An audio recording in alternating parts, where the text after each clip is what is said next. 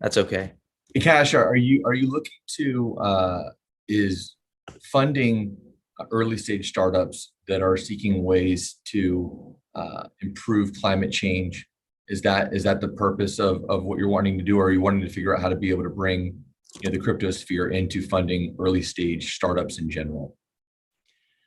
So where I'm at with my research so far is that the capital requirements of climate startups is higher than that of software startups. So I was thinking about how the beachhead market for general seed stage and angel stage funding would be climate startups, but then you could expand from that into a general protocol for startups in general, for VC funding in general. Like there's a lot of work involved to setting up a DAO that can receive funding, give funding, be an investor, and maybe there is something there where you could make it super easy to spin up a DAO for these purposes. Well, for early stage funding, I mean, speaking just for the US, right? Mm-hmm. I mean, having to be a registered broker dealer, with FINRA, Mm-hmm. for doing a raise, to keep it really simple, I Mm-hmm. think you can focus on Reg CF or Reg D, investments or raises which don't require a broker dealer. Okay. That way, you can broaden the spectrum of Mm-hmm. potential investors and Mm-hmm. those that would be compliant within the DAO to be able to start that off and just focus on ways with which you can go about it That without makes sense. requiring a broker dealer. Yeah, that makes a lot of sense. And another idea, this one was inspired by Stripe, is to sell carbon credits that haven't been made yet. So like if you're a carbon capture startup and you don't have the funding required to build your pilot project, you can pre-sell the carbon credits from the pilot project at a high rate to raise the funding for you to build the to build the pilot project. So that might be an approachable thing we could do then. Maybe okay, maybe to like distill this idea into something more concrete, you could do something where here's a website where you can crowd fund the sale of carbon credits for your climate carbon capture pilot project as a nice little thing. So does the DAO would the DAO be receiving equity in that startup for doing this, or would it be just crowdfunding the idea, so to speak, as a platform to get some early stage investment but no equity involved? To keep it simple for the purposes of this hackathon, maybe we just skip away from equity, because looking at the whole like ERC 1400 or 22 something for figuring those out, there's a lot of question marks around the legal engineering, and maybe that's just too much to bite off for this. Well, I'd love to connect after. Sweet, me too.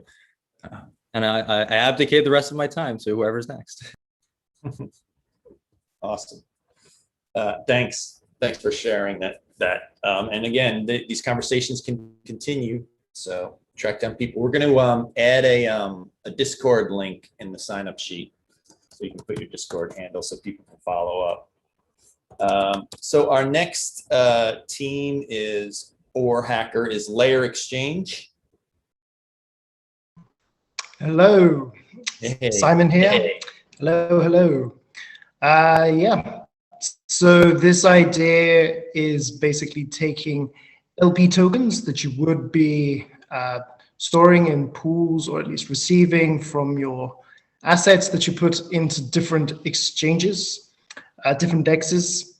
However, you would have a vault in the middle, which would create a synthetic USD version of that pair, so that you can actually mimic what that LP receipt would be, store that LP token in the vault, and then trade with yield markets at the same time.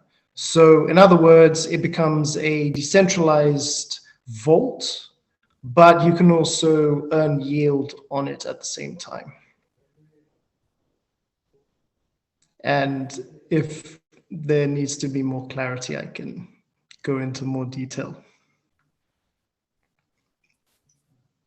Yeah, definitely go into more detail. This is a Sure. yeah. Okay. So if you have a number of exchanges, and if you're parking an asset, you get an LP token in return.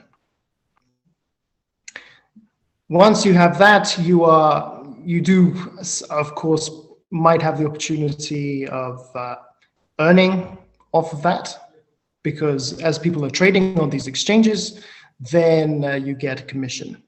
So if you could actually consider this as a yield opportunity, as opposed to just it being stuck in the exchange, then you could have a vault in between, so that you could allocate a synthetic version to other yield markets, and therefore be able to, well, keep your storage in those different exchanges whilst also earning yield at the same time on other markets. That's interesting. Anybody have any thoughts or where he might look, or anybody interested in joining the hack? That's also possible if he's looking. Yeah. This is Topper here. I think that's a pretty cool idea. I've actually been thinking a lot about like these LP tokens, basically capital inefficient, right? The money just sits there not working. And Yeah. one thing we looked at a lot is options, because it's a great underlying asset for selling on options, because you can sit there and yield well and mostly have it sit there unless you have to pay out, right? Exactly.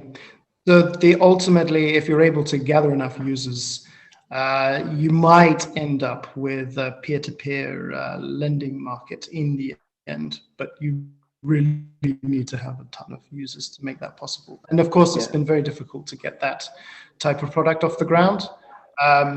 So yeah, I would love to chat with anybody, to some devs as well, but I would really love to flesh out our smart contracts, what we have already, and yeah, hopefully build something that would make, well, good of this hackathon. Didn't Aave start adding LP tokens as collateral, or am I wrong about that? Yeah, they did. You know, you should reach out to the Aave team. Maybe. I'm actually only familiar. Yeah. Definitely. And just as a general, you know, if you haven't done an ETH global hackathon before, like, definitely reach out directly to the sponsors and their channels. Like, they have their technical teams here, and they definitely want to just hear from you and play ideas, especially at the beginning when everybody's thinking about what you're building. So definitely reach out to Aave. Great. Thank you. Cool. Thank you, Simon. And our next project is Hippodrome. That's me. I was just talking to Topper. I'm gonna leave my camera off. Sorry, I'm just in a spot where it's hard to turn it on at the moment. But so hear me out on this. This is a little crazy, but so we're building a game, Crypto Coliseum. It brings in a lot of like kind of crypto curious or like new folks to crypto. And one of the big things that they have, one of the big problems that they have is when they're trying to like onboard onto blockchain. So we don't have any like kind of like fresh people who have like never heard of crypto, but like a lot of them have like maybe have some stuff on Binance or like Coinbase or something like that, and that's it. Like, and so when they come to play a real blockchain game, they're like, oh, this is cool. I want to like move on to Polygon, and also like I hear there's like cool yield on there, and like how do I do all that stuff? Right now, the answer is like really hard for folks. They have to the Polygon bridge, at least, like, you know, it looks nice, but the actual like material process of going through that is, okay, take your ETH from a central exchange, move it into your MetaMask on the ETH network, make sure you're there. Now go to this bridge, follow the instructions there, which includes like switching the network of your MetaMask after doing that. And then once you're on Polygon, okay, go to the 1inch or Aave or whatever you need to do. Now that you have this ETH, and you can do stuff there. And it's just like it's an extremely complicated system. with gas fees the way they are now, it's not that expensive. It's like $8 or something like that. But when they go back to 100, it's like $100 to do that also. And so what exists though is Ren protocol has a way to bridge Dogecoin onto Polygon directly. And Doge, as crazy as it is, has some interesting characteristics. One being it's got really cheap transactions. It's like $2. And so for new users, the process could be, hey, go to this page. There'll be click a couple buttons and there'll be an address to send your Doge to. Send your Doge there, and then choose what output currency you want, whether that's ETH or Matic, or if you want to go direct, here's a few safe yield devices, whether that's Aave or Stake or DAO or something like that. And you just go directly from value on your centralized exchange, send it one transaction to this page, and now you've ended up with a yield bearing asset or just Matic that you want to do something else with. So a way to super easy bring value from centralized exchanges and from people kind of new to the crypto space and bring them into the DeFi ecosystem.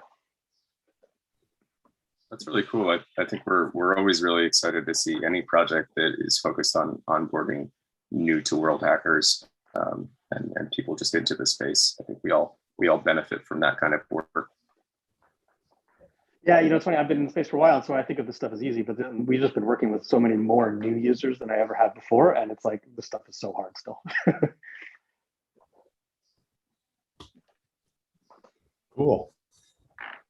Anyone else have any other thoughts or? Do you have a team currently, or are you looking for specific help on your project? We do have a team, but this is the kind of project where I would love the inputs come in. We have Doge and maybe Bitcoin for the the more serious people or whatever. But the outputs I think are kind of interesting, right? Like I think it's a cool Lego where if you can have the choice of different things come out there, it's pretty cool. So we'd love to talk to anybody that's interested in that, because I honestly believe that this will be the easiest way for people to get into Polygon. Oh, and the other thing I should say, the other part of this is for the Doge folks who are also crypto curious mostly, right? They mostly bought Doge and they love the memes and stuff, but there's nothing you can do with your Doge right now. And so what this would actually offer is an incentivized liquidity pool on Polygon where you could take your Doge, make more Doge, which is actually, I've been asking in their Discord and stuff like, is there anything I can do to make money on this? And the answer is generally no. And so it's like, I think Polygon and Doge marry pretty well actually. In terms of like, for the new folks, the low transaction costs and all that stuff is pretty good. And then also there's right now, Ren, it takes like about an hour to bridge your Doge over, which is kind of bad.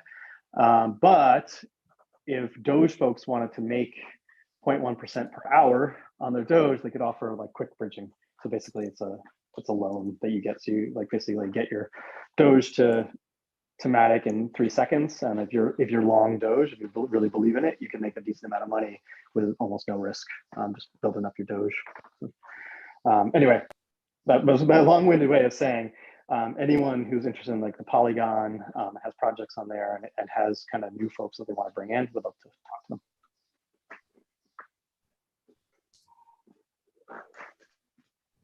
Cool. Awesome. Thanks for bringing it up. And again, continue the conversation, please, everyone. People are putting in their Discord names. So if something triggers you later, reach out for sure. Thanks. Our next project or hacker is Favor Chiquedo. Favor, are you here? So yeah, hi guys. So a member of the team. Topper just spoke about the project. Okay. Yeah. You're good. Yeah, good. So you are already on his team, or are you interested? Is that what you're saying? I'm already on his team. Okay. Cool. Yeah, sorry, I guess All right. miscommunication and putting stuff in the. No worries. in the chat. This is an informal discussion. How about Hippodrome? Are you guys here? That was us. Sorry. Again, I don't know why this. Oh, Hippodrome. I'm multitasking. AutoNet. It's AutoNet here. Hi, Hey, Andre here. I'm a product manager from Bucharest, Romania. I'm working on this infrastructure, on this distributed infrastructure for training and running TensorFlow apps, so AI apps. It sort of touches on what Cash was saying, the first project, having this distributed investment framework. However, to keep it like trustless, you need to have it closed loop, like the production needs to be somehow on chain. So basically, this is something that I've been researching for a while. It's a way where TensorFlow developers can train their models for free, and by having other investors pay for the training. And the training is basically you can call it mining. The virtual machines that the miners run have all the libraries of TensorFlow. The client is based on Flutter, which has TensorFlow Lite, and there are some map reduce nodes. This is really technical, but there are some nodes that distribute the load, the data set, and the instructions between the nodes that actually do the training. And then once the models are mature enough to be actually commercially relevant, the revenue that they generate will be distributed between the developers and the people who invested in the training, if that makes sense.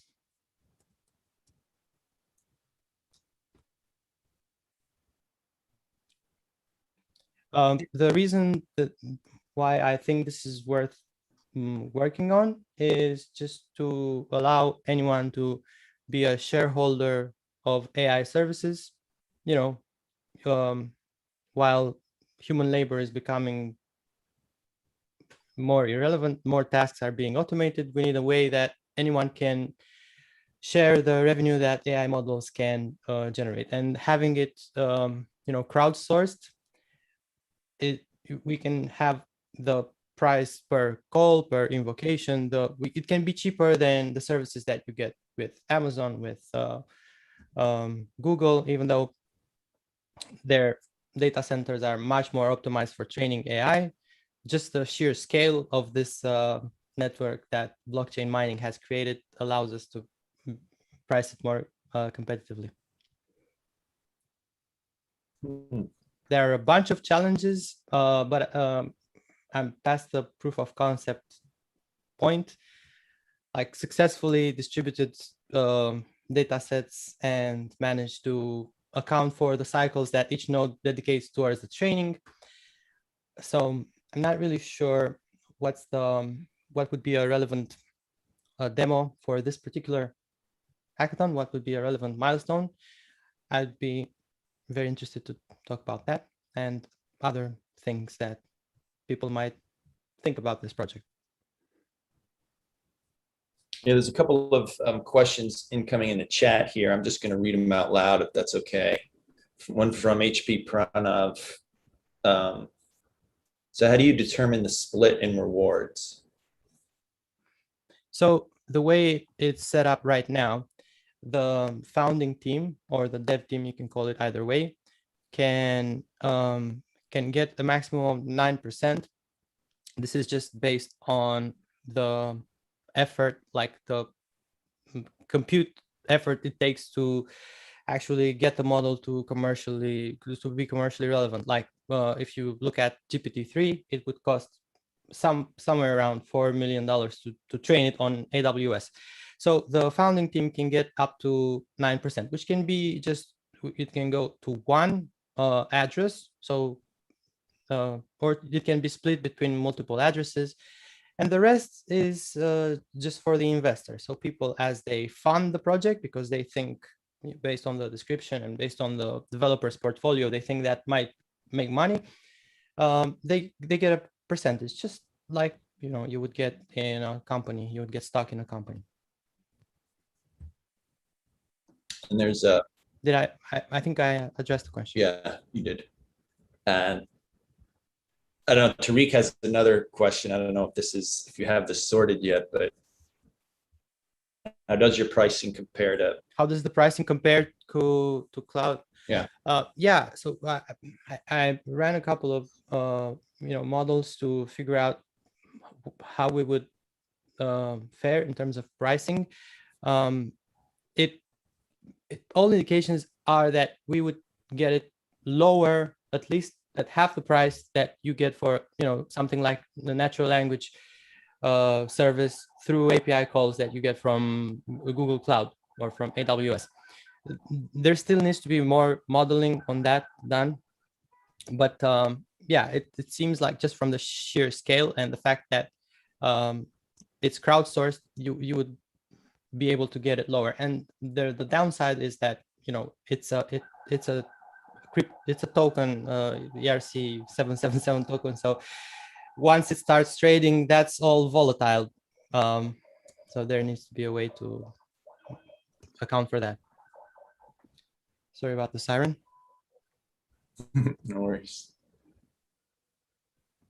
Are you looking for any teammates currently that could help you with this, or any specific roles that Yeah, you that think would be really assist you? cool. Yeah, it would be really cool to have more people work on this with me, or at least do some more of this brainstorming and figure out if it's something for them. So if you're interested, I am 8rice in Discord. Sorry, let me rephrase. What kind of help could you need? Like developers, UX help, design help? Not necessarily for UX and design. I think we're good on that, but anything related to data science, like even answering this question, like how the price would be compared to Google Cloud or AWS. There's a lot of logical architecture to still develop and optimize, and we need to account for, like, the mining nodes have their own Kademlia implementation. They are like separate from the main net. Right now, this can't actually work on the main net. It needs to work on something on either 2.0 or layer 2, because there are too many transactions. The gas prices it wouldn't work. But there are lots of stuff to still model from a data analysis standpoint. So any help on that front would be really welcome.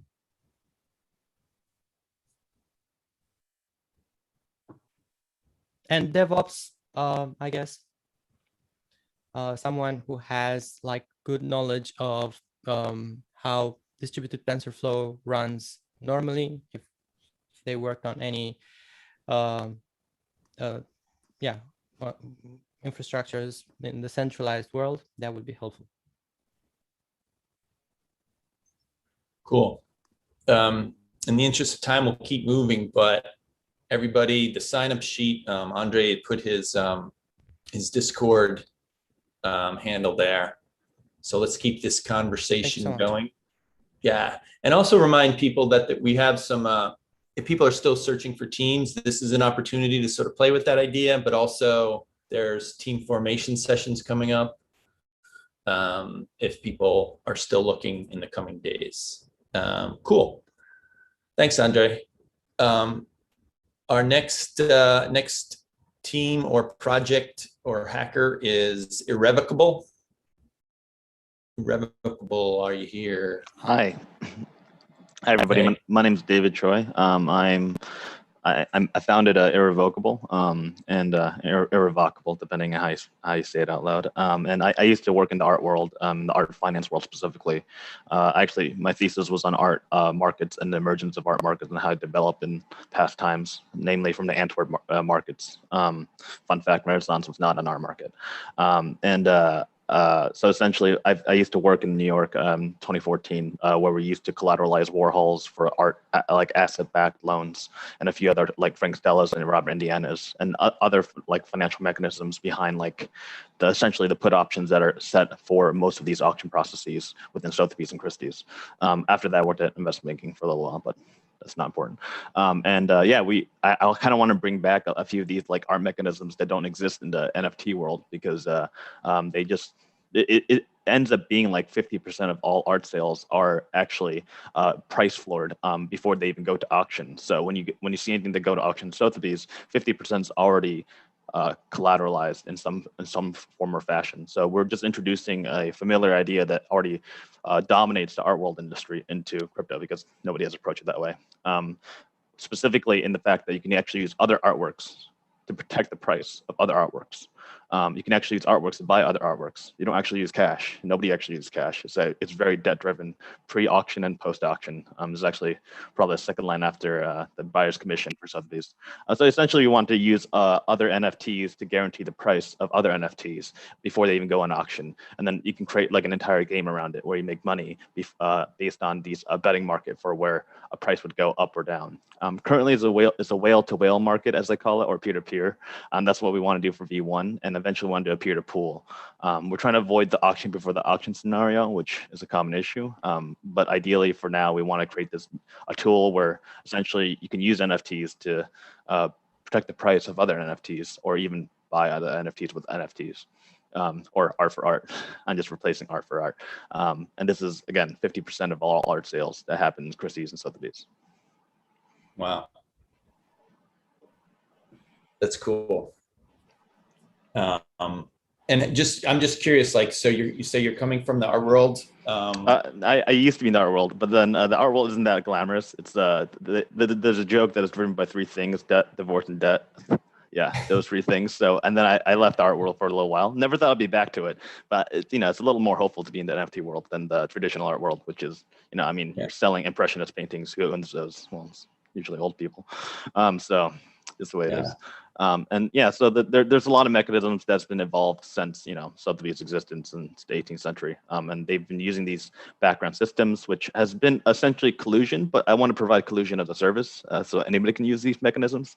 So it's part of the same, like the English bid system is such an inefficient way to like provide bargaining power for the participants. The consignor should have more power, and this is what we're trying to offer, because right now it's all the bidders and market forces, which are extremely inefficient for English bids, which is dependent on the second highest bid. So the second highest bid determines the price, because you wouldn't bid higher than the second highest bid, or you would. But yeah. Yeah, and we would love to work with NFT lending platforms. Like we're trying to work with NFT lending platforms. We're not a marketplace, we're not a lending protocol, and we're not fractionalizing. We're none of those. But we would collaborate with all of them. Cool. Can you share your Discord? Yeah, it's I just posted in the group. I have a backend engineer. He's an anonymous guy. He doesn't want to share. Yeah, we're looking for a front-end engineer to essentially build up this tool. We're not trying to build a company yet, because this tool is only peer-to-peer. It doesn't really require a token. But essentially, when it goes to peer-to-pool, that will require some level of crypto economics to get to that point, because it is a coordination issue at that point. Right now, it's purely a tool set that we want to see work, and I want to demonstrate that you can essentially make money with your Mona Lisa to bet on the Salvator Mundi, and kind of that kind of scenario. I think there was a pretty interesting question in the chat. They were wondering how you could avoid the same owner using multiple anonymous addresses overbidding to increase appraisal values. Oh, we encourage it. That's totally normal. I mean, you're just bidding yourself. You're encouraging it. It's no different from you bidding on your own self. If there's an alternative person bidding on it, I mean, what we're promising is that you have a price floor. If you're under the price floor, you're going to buy it anyways. This is the chandelier bid system is a natural process and something you can't really avoid. If you really want to increase the price, you can always increase it, but you might end up with your own bags. This is an anonymous issue, but if they have the cash and collateral to do so, then they're just raising the price up for it. But in the end, they're the ones that are guaranteeing it. They're the guarantors. And yeah, wash trading is an issue, but it's symptomatic of any auction systems. You can try getting it with essentially a reputation system, but we're not going to build that. And yeah, you can reach out to me on Discord. I've shared it on the hacker list. And like I said, we're just looking for a front-end dev, maybe UX UI, but we want to make it really, really simple. like a cool tool like Disperse app or Uniswap, that kind of level. No explanation page, just guarantee it. Cool. All right, thanks, David. Appreciate it. Sounds cool. Moving on to our next project is LowKit. LowKit, are you here? Yes, I'm here. All right, let's hear. Okay, hi everyone. My name is Voyo. I'm in South Africa. I first found out about the Ethereum hackathon. They had like a session in Cape Town, and it was like my first experience in the blockchain space. And then I went over to doing a bit more hackathons, but not in the blockchain sphere. I tried to incorporate it in my kid startup. So it's called A Life Cycle of a Kid in Tech. That's the name, LowKit. So what we're looking to do is to decentralize the way kids learn, especially kids in the rural areas, because there's quite a struggle, especially in African countries. So what I'm trying to do is we're registering schools and getting sponsors. And this is where the blockchain aspect would somewhat come in. If I can just go through the platform itself. So we're looking at a PWA. The minor would enter the details being given by the teacher. So they'd have like a code, then they'd select, maybe they like soccer, animals, and then they'd select their learning styles, whether it's YouTube, song, peer-to-peer, dance, storytelling, quizzes. And then we move over to smart contracts. So because you're dealing with babies again, they would have to do something like a pinky promise. So this would ensure that they receive the reward at the end. So what they do is they'll get maybe 50 for maths, pick up litter in the community, participate in the sport, do dishes at home, then they pinky promise, then they pick a reward. Then the Department of Education would come in here, give the content, then the teacher would curate the content by creating the quizzes. Then the child unlocks a lesson using augmented reality. Let's say, for example, they see a pyramid. Well, it is a pyramid, but then they'll think it's a triangle. Then they'll look at it from a historical standpoint, like the Great Pyramids of Egypt. And then it also helps with kids with accessibility needs as well.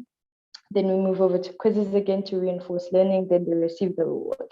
So now the reward gets released because the sponsor would be paying for it. So this is where I would need a lot of help. But what the sponsor does is the sponsor actually pledges a certain amount to the school. If that particular class received or achieved the desired outcome, then only does the funds get released to the vendor. So then the vendor needs to be verified by the school. And then after the vendor's been verified by the school, then the kids receive the reward. Let's say, for example, with the sponsor's dashboard, just a second, sorry. So what the sponsor would be looking at synthetic data of the minors to see if the class is actually achieving their goal. Then they would see what the kids are looking for, maybe a trip to the zoo, and then how much they're pledging. Then they get a notification if that particular school has completed their goals, and then they can transfer the amount that they desire. And then once everything is settled with the vendor and the school verifies, then only do the kids get their reward. And that's me. That sounds really, really interesting. How do you have a team here? Or is it just you? Right now, it's just me. I am definitely looking for a team. I mainly work on the infrastructure side of things. So I'm busy with obviously GCP stuff. So it's very GCP intensive. So that's looking at it from an infrastructure perspective. But when it comes to the blockchain aspect, clueless, but I know I want to use it, and I feel like it would be the best fit for it. Because it gives the sponsors the freedom to know that they've got an audit trail, it's transparent, they've got a surety as to where their money is going and where it's being invested in. If their kids or the school that they're investing in is actually achieving their goals, and it motivates the kids to actually achieve them as well. What kind of help specifically would be useful for you right now in building a team? Front end, back end type work, or are you looking for someone with specific knowledge of the education space? Definitely backend with blockchain experience. I think I am able to be fine with the front end side of things. So I think that'll be okay. it's just mainly the back end and just integrating the blockchain systems with the platform itself.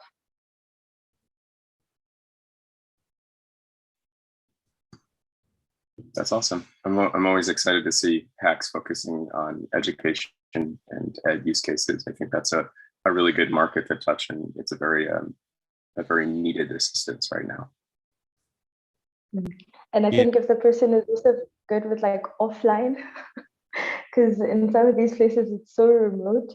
So just something along those lines to be mindful of, because the kids, it's really remote areas, and yeah, it's really bad. But I think with these technologies, there's some good that can come from it.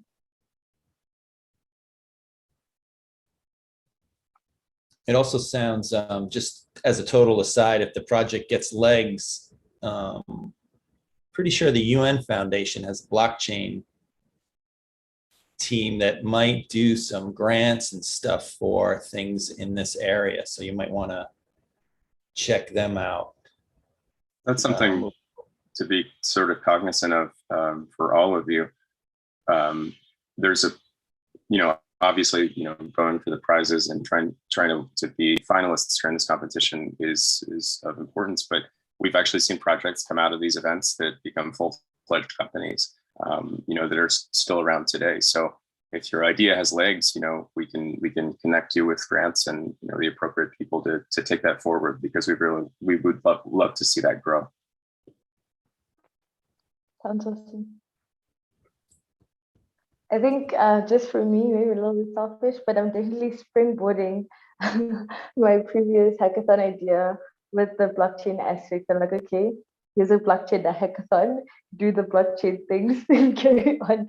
So then I have to find another augmented reality one to springboard off of that as well. But yeah, I'm excited to see what comes. Cool. Well, yeah, your contact stuff is in the, your Discord handle is there for everyone in the sign-in sheet.